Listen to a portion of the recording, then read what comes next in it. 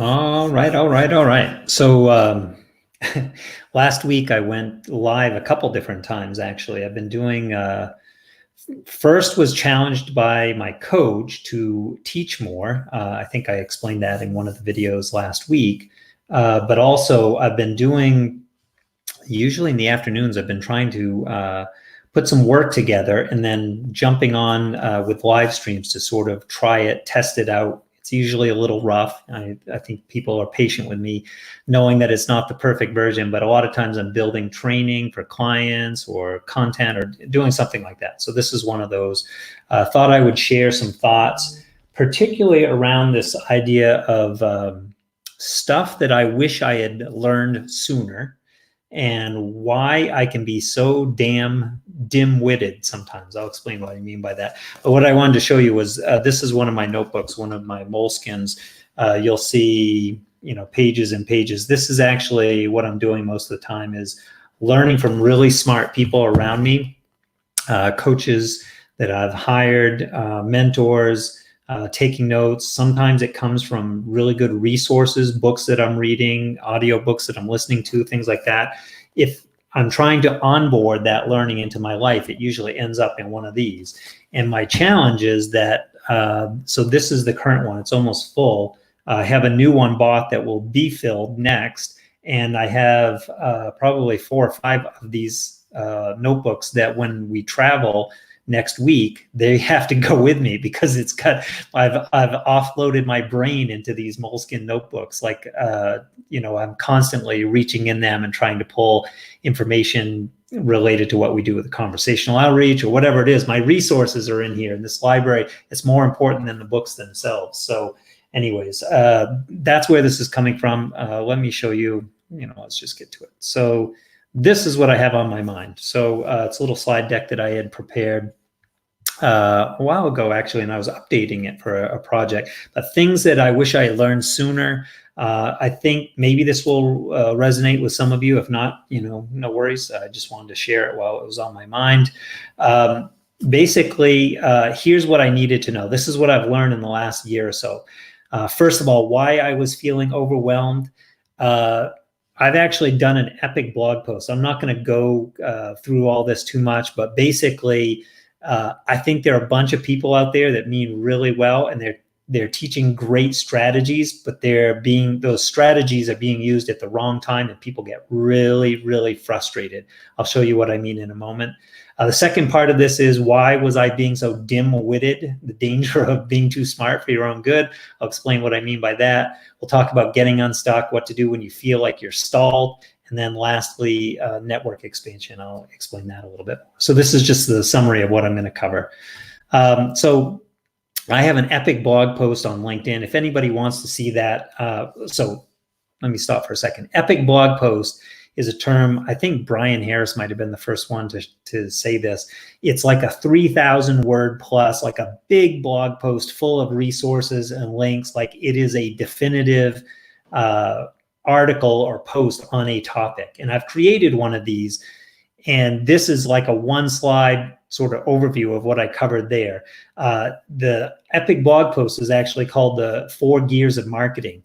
Back when I was first thinking about this, I was just calling them phases. But first of all, most people out in the world of sales, online sales and marketing, they're trying to do phase 4 first.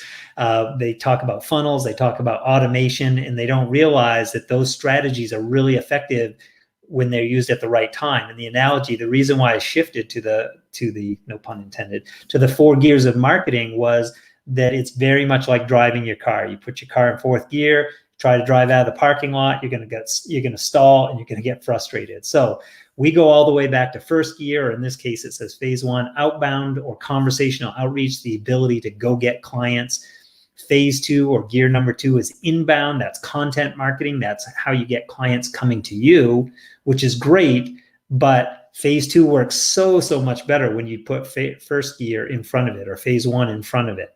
If you just sit back and you create a ton of content and wait for people to come to you, it's really frustrating. Phase 3 is all about collaborations. This is where you create JV or strategic partnerships. It means connecting with people who already have the ear and the trust of the folks that you want to work with. They've already got the relationship, so you team up in a way that everybody wins. The partner wins, you win, the client that you or prospect that you're going to work with wins. It's a win-win-win. It has to be all three, or it doesn't work. And then, of course, we talked about phase 4, or gear number 4, which is funnels and automations. Listen, I'm not against this. I just think, when you're cruising down the highway in 4th gear, like cruised along at 70 miles an hour, life is grand. Wind in your hair, like all that. So you can paint the picture, right? If you're trying to do that in the parking lot, it's only going to be frustration. The next thing I wanted to share, the second part of these, again, these are lessons that I wish I had learned sooner, because it would have saved me so much pain and angst. Why was I being so dim-witted? So I'm kind of poking fun at myself, but I do this on purpose, because this phrase, dim-witted, means something to me. It's actually an acronym. And the DIM, the D-I-M, is doing it myself. And I don't know if you're guilty of this too, but I'm terribly guilty of this, because for years I've been trying to learn, this and learn that. And I've showed you my notebooks full of information. But if I'm always doing it myself, then I'm being dim-witted, because I'm actually creating. There's only so much that I can't be an expert in all things. There are always going to be people that are smarter. In fact, if I'm the smartest one person in the room, they say I'm in the wrong room, right? I think I'm only smart enough to be dangerous to myself. Like, I can figure things out, but what I don't often factor in there is the time suck that can be involved. And if you really want to accelerate the process, don't be dim-witted like I was. That means you've got to be strategically able to pull people in that are going to help you. And I say strategic because, listen, if I had an unlimited budget, I'd be hiring coaches and mentors and folks that would do things for me. Like, I have 1,000,001 ideas that I'd love to put into action, and I'd love to have all the support. Well, most of us can't do that. We have to be very selective and strategic. So it's that balancing act. Don't be dim-witted, and you can't spend all the money in the world that you want to. So be strategic about what is going to move you forward in the areas that really matter to you. The next part is about getting unstuck and what to do when you feel stalled. And the thing that I've learned in the last year or so is you've got to go to the people that are actually doing the thing that you want to do, and they have the proven results, and you can see their process to know what's going to be the right fit. Now, I say this because I spent a lot of time chasing things that sounded good. Or, for example, one of my coaches years ago was on TV and on Oprah, and that was like a big deal. Really excited to work with him, and I was kind of starstruck by it, but it wasn't necessarily the right process for me at the time. So getting unstuck is a lot about finding the person that is going to help you move beyond being dim-witted, but they're walking the walk. They've done the thing that you want to do yourself. And so that makes them a really good guide along the process. It's not about them. It's about them guiding you, if that makes sense. And then the last one I actually want to talk about is network expansion. So I have a little story about creating the program that I've been working with. It's called Conversations at Scale. We use it in Sales Map. And the reason why this is relevant is because it forces me to think about this question: what business am I actually in? I am in the business of relationships, building relationships. Now, in Sales Map specifically, we place our sales pros, our outbound sales pro, that means someone that can go out and generate their own leads, bring deals to the table. We place them in the business with our clients, so they become part of the client's team, not our team. I used to do it the other way around, and I'm all in on this model of helping build the client's team instead of being a lead gen agency for a number of reasons, more than I want to get into today, but that's not the business I wanted to be in.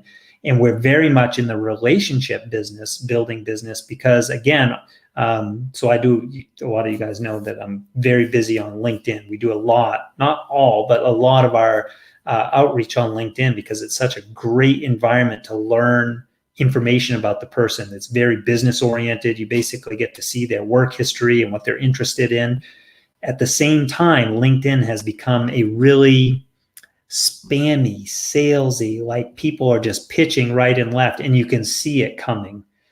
I say that not in a good way, meaning someone will say, "Hey, can we connect?" And you just know that the minute you say yes, you accept that connection, they're going to start hitting you with, like, I can show you this in my inbox, message after message after message. And about the fifth or sixth time, you want to say, like, look, I'm not even answering you, and you just keep trying to sell me your stuff. Like, don't you want to ask what I do, or if they would even, like, why are you wasting your time with that, right? And this has gotten so bad to the point that I have some friends and colleagues and peers that are basically saying, I don't want to deal with LinkedIn. Well, that's a mistake too, because there's huge opportunity there, but it does require a different strategy. Remember, going back to the 4 phases or 4 gears of marketing, phase 1 is that conversational outreach. And there's actually a way to do it in a really elegant way that is personalized, it's organic, and the person that's on the other side of that dialogue,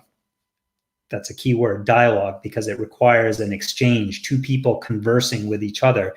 And it's that dialogue that ultimately drives sales, not just trying to get your offer in front of as many people as possible. Anyways, I'm not in the numbers game. I'm in the relationship business. That's the business that I'm in, building relationships, because I know I know the big idea of what we're doing in Sales Map today, but those networks that we're all building, the real relationships that we have, are going to serve and feed people for a lifetime, right? It's not just what's right now, is what kind of real relationships are you building?